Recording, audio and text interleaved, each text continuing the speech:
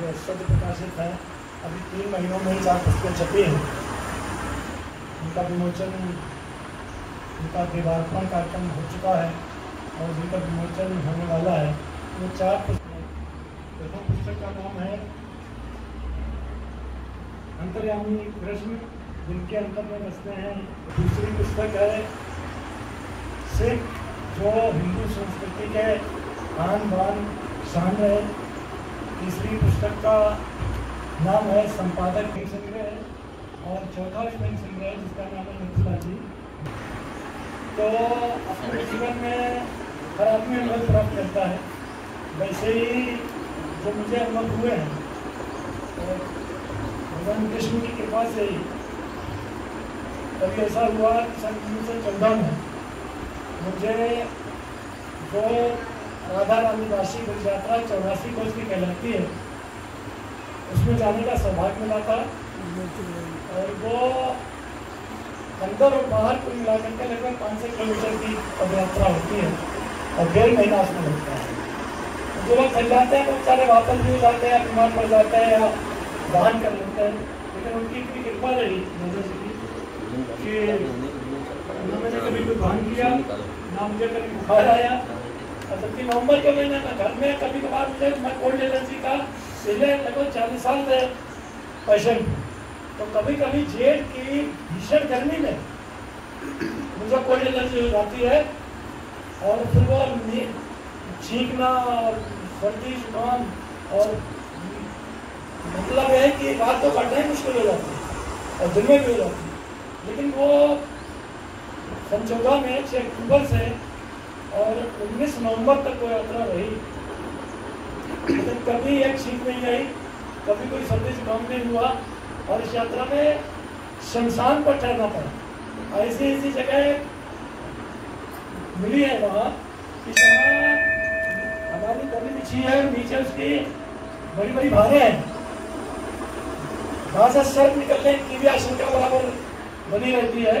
और चारों तरफ बड़ी बड़ी घास जैसे घासी है और वो खरिया कहलाती है और घास कितनी बड़ी घासें होती हैं, वो इधर उधर हैं, लेकिन कुछ नहीं हुआ। ना कभी सांप निकला, ना कभी शमशान घूमने जा रहे, कोई बाधा निकला, वरदान आया। और कुछ रमेश बाबा जी हैं बरसाने वाले गोमात, उनका वो गौशाला है, माता जी की गौशाला कहलाती है वो।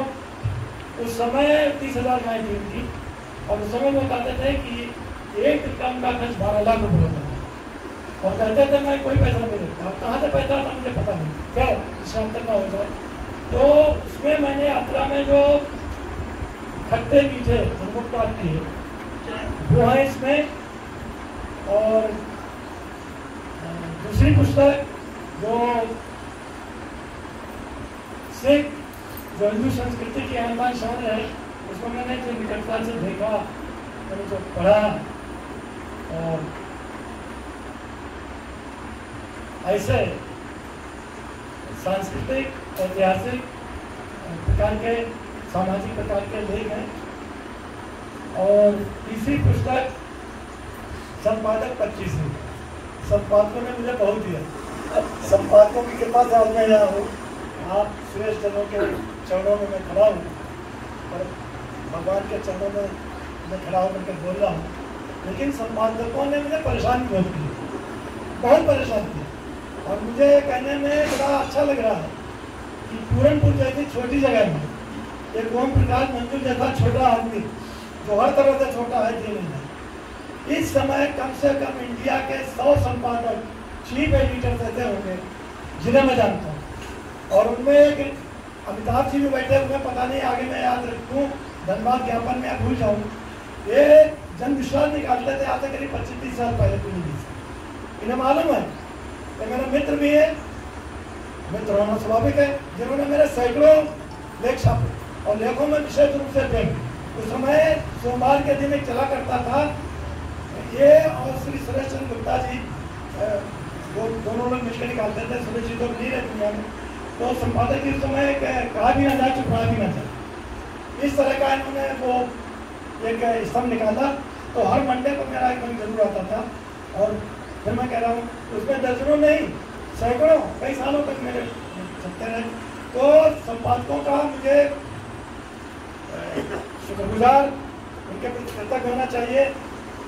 तो 100 संपादक ऐसे हैं, और आप क्षमा करें क्योंकि अपनी बात को पुश करने के लिए मुझे कहना पड़ेगा कि 150 से अधिक पत्र पत्रिकाओं में, जिनमें सरकारी पत्रिकाएं के सरकार की लगभग 1 दर्जन पत्रिकाएं होंगी, उनमें और दैनिक पेपर तो शायद ही कोई होगा जिसने हमें आशीर्वाद न दिया हो। अमर उजाला, दैनिक जागरण, इनमें तो सैकड़ों लेख छापे है।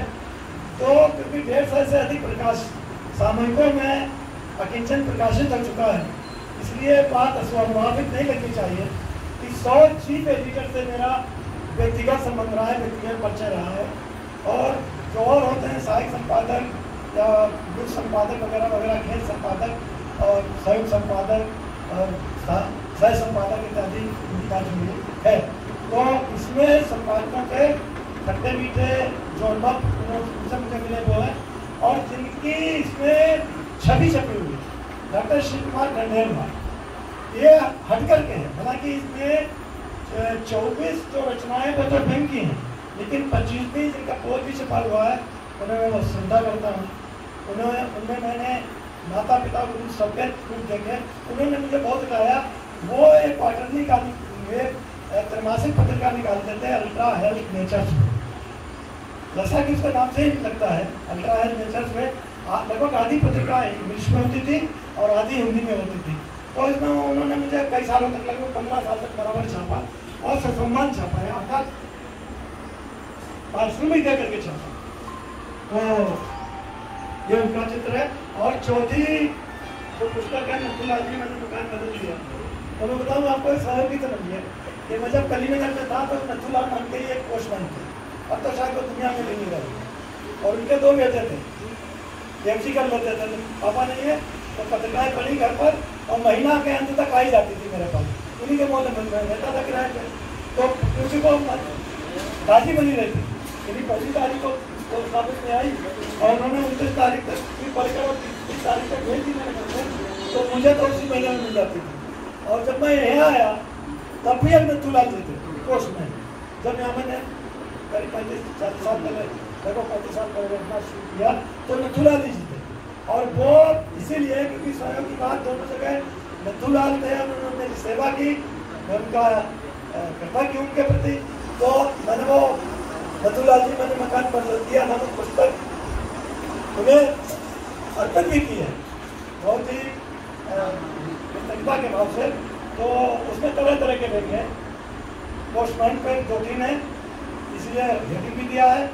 और मजे की बात बता दें आपको, फिर मैं अपनी बात समाप्त कर रहा हूँ कि मैं पोस्ट ऑफिस में शिकायत करने जाता था कि साहब मुझे मशीन नहीं मिली, जबकि फ़ोन मेरे पास आ गया और तरह से मुझे पता चल गया कि मेरी मशीन आज चल चुकी है।